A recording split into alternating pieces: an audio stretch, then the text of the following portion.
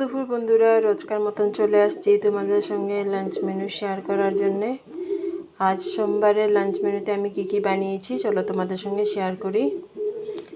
প্রথমে আছে সাদা ভাত, লেবু, লঙ্কা, এখানে পেঁয়াজ পাতা, আলু ভাজা করেছি কাঁচা লঙ্কা দিয়ে, আর এখানে পাঁচমিশালি একটা ঘেট বানিয়েছি, আর এখানে মাছের মাথা দিয়ে মুসুর ডাল করেছি, আর এখানে ধনে পাতা বাটা দিয়ে রুই মাছের একটা মাখা মাখা করে ঝোল বানিয়েছি, ঝোলও না মাখা মাখা।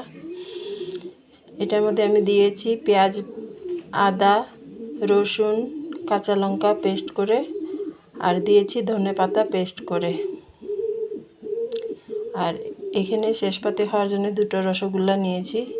আমি তো রসগোল্লা বলি, তোমরা কে কী বলো কমেন্টসে জানিও। তো এই হচ্ছে আমার সোমবারের লাঞ্চ মেনু থালি।